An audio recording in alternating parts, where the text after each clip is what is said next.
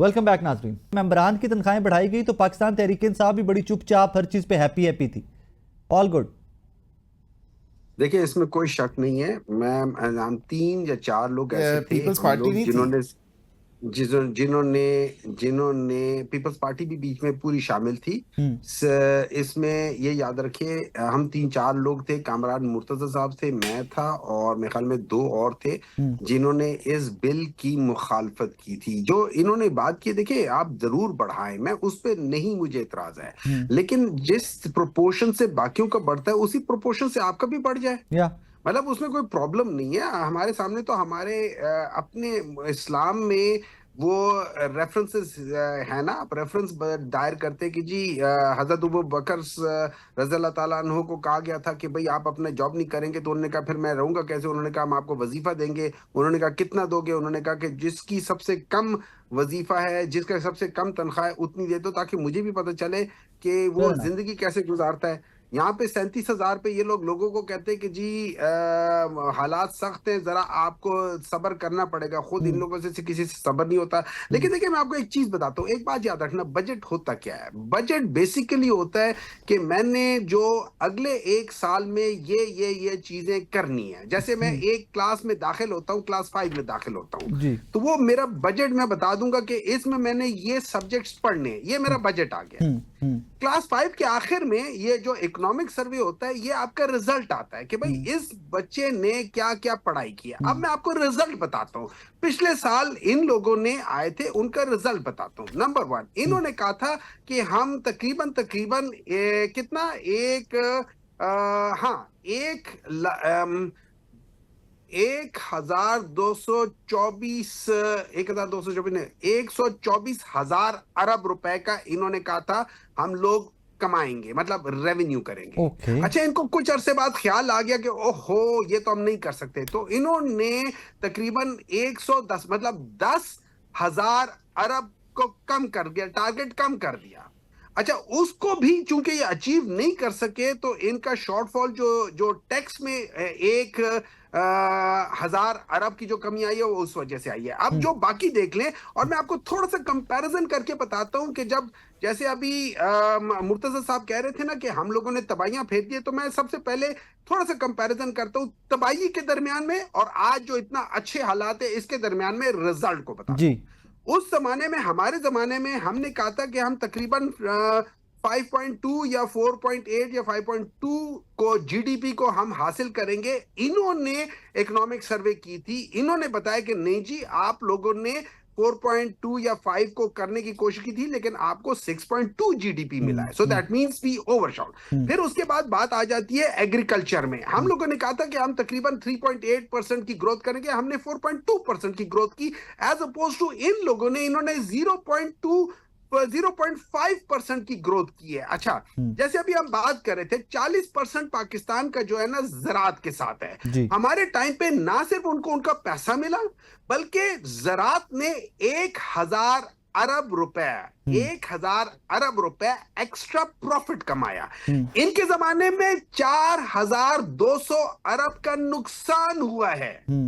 4,200 अरब का नुकसान। ये इनका पीएसडीपी जो पूरे 1 साल का बजट है, उसके बराबर का वो नुकसान इन्होंने दिया है।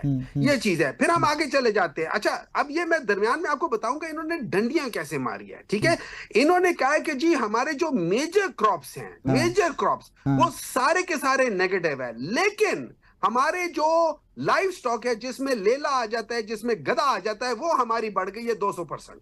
तो वहां से इन्होंने अपनी एग्रीकल्चर को थोड़ा सा फेस सेविंग दे दिया कि जी एग्रीकल्चर हमारा जो है ना ओवरऑल थोड़ा सा प्लस में आ गया है। फिर इंडस्ट्री में आ जाते हैं।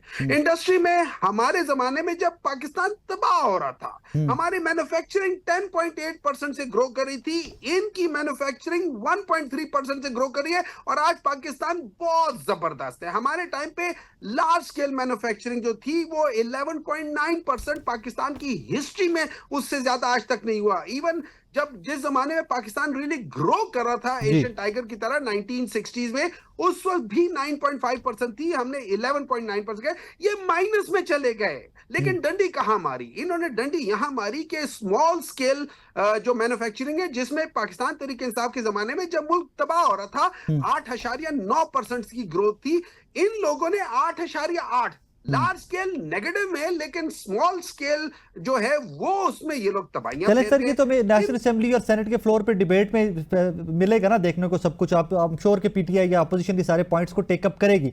हसन शाह साहब, आज एक खबर आती है और सरकारी फंड से चलने वाली आगाही मुहिम्मात को कानूनी तहफ़्फ़ुज़, आज पंजाब असेंबली में एक्ट पेश, उधर आज पंजाब में क्या इस पे एक्ट पेश किया जाएगा।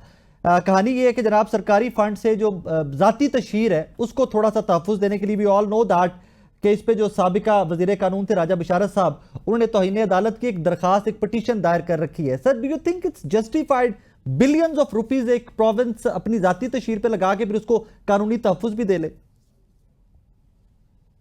नहीं, मुनासिब नहीं है जी, बिल्कुल ये मुनासिब चीज नहीं है, नहीं होना चाहिए। और अपनी जाती तशहीर के लिए और वो सारा कुछ हो रहा है, मुनासिब नहीं है, ठीक नहीं है, बल्कि ज्यादती है। जहाँ पे लोगों के पास रोटी नहीं है, लोगों के पास वसाइल नहीं है, और उनका टैक्स पेयर का पैसा जो है जी। वो जाती तशहीर पे लग रहा है।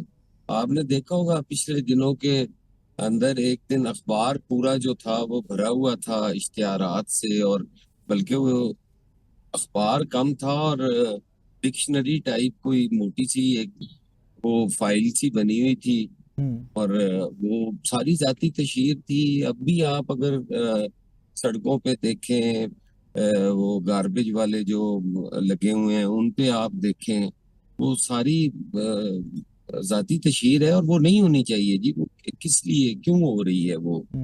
तो शाह साहब, why don't you guys take this points up when you sit with PMLN, obviously Peoples Party इत्तेहादी, जब आप लोग बैठते हैं ये सारे पॉइंट्स टेकअप क्यों नहीं करते हैं आप? देखिए, हम जब भी उनसे मिलते हैं हम ये सारी चीजें डिस्कस करते हैं। हमारी जो कोऑर्डिनेशन कमेटी की मीटिंग होती है उसमें हम ये सारी चीजें उनसे टेकअप करते हैं, और हर दफा ये वादा करके जाते हैं कि आइंदा हम इसे बेहतर करेंगे, नहीं होगा, और फिर वो ही होता है। यही चीजें मैं आगे आपसे गुजारिश कर रहा था कि यही चीजें या यही मुश्किलात हमारे लिए है कि हम साथ नहीं चल पाएंगे अगर ये रविश ना बदली गई। तो वो उनको वो रेपिटेशन हो रही होती है चीजों की, जिनका क्या कि अब बल्दियाती इलेक्शन के हवाले से हमने बड़ा उनको कहा कि ये तो वो नकात हैं जो हमारा आपसे रिटर्न मुआहदा हुआ, उसमें बल्दियाती इलेक्शंस थे। अब बल्दियाती इलेक्शंस की डेट क्या देनी है? जो उसके एक्ट बने वो आप उसको वो लेजिस्लेशन देख लें। आपने एक डीसी को इख्तियारात का घंटा घर बना दिया है, वो पहले ही इतना बाइख्तियार है, उसको मजीद कर दिया है। आपने पब्लिक रिप्रेजेंटेशन जो है वो खत्म कर दी है, आपने जिले खत्म कर दिए हैं। तो ये चीजें हैं जहाँ पे बेहतरी की गुंजाइश भी है, जरूरत भी है, और वो नहीं कर पा रहे। पता नहीं क्या अमर मानी है कि वो ये चीजें नहीं कर पा रहे। सेनेटर साहब, ये बड़ा इंटरेस्टिंग सा आज एक एक्ट आ रहा है कि जनाब वो वजीर कानून हमारे राजा बिशारत साहब जो एक्स थे, उन्होंने इसके ऊपर तौहीन अदालत की एक रिट पिटीशन कर रखी है, और आज पंजाब गवर्नमेंट जो है वो एक्ट पेश कर रही है, इसको कानूनी तहफ़्फ़ुज़ दे रही है ज़ाती तशहीर पे। दो सर, ये आपके टेन्योर में भी बहुत हुआ है, पीटीआई के टेन्योर में भी उस्मान बुज़दार साहब वज़ीर आला थे, हर तरफ उस्मान बुज़दार साहब की फोटोज लाहौर में हम देखा करते थे। Sir, is it justified billions of rupees of tax payers money? आप मुझसे पूछ रहे हैं? जी यस सर।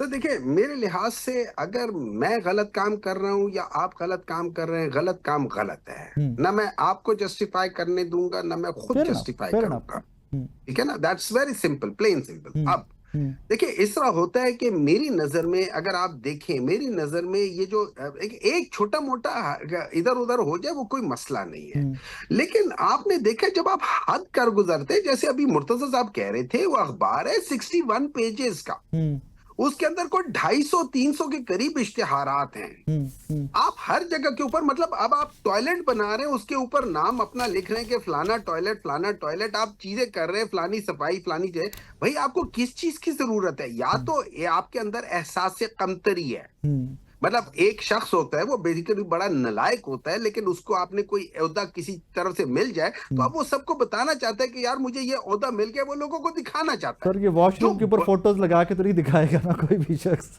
नहीं वैसे मैं कह रहा हूँ ना, मैं तो वैसे कह रहा हूँ, मैं तंजियन बात चीजें कह रहा हूँ, मैं उस लिहाज से कह रहा हूँ। लेकिन देखिए बात ये हो जाती है, ये बड़ी इंपॉर्टेंट बात है, जितना आपने पैसा लगाया है उस पे जितने लोगों को दिया हुआ है। और मजे की बात ये, बहुत सारे ऐसे मालिकान हैं उन चीजों के जो इनकी गवर्नमेंट में इनके साथ हैं। कोई मिनिस्टर है, 2 या 3 तो मिनिस्टर बैठे हुए हैं इनके साथ, जो उन इश्तिहारात की कंपनी, मतलब जो जो जो ये क्या कह सकते हैं उसे, मीडिया चैनल्स हैं, उनके मालिक हैं। They are sitting ministers. यहाँ पे तो कॉन्फ्लिक्ट ऑफ इंटरेस्ट आ रहा है। मुझे तो ये समझ नहीं आती है कि हो किस तरीके से रहा है। बहुत सारी चीजें जुल्म हो रही हैं। और मजे की बात ये, इनके बजट में देखें, जो बड़ी बड़ी बास कंपनीज हैं उनको इन लोगों ने, अच्छा उसको इन लोगों ने टैक्स छूट दिया हुआ है। बड़े बड़े लोगों को इन लोगों ने कहा है आप प्लॉट खरीदे कोई टैक्स नहीं है, लेकिन गरीब खरीदेगा हम टैक्स मांगेंगे। That's true.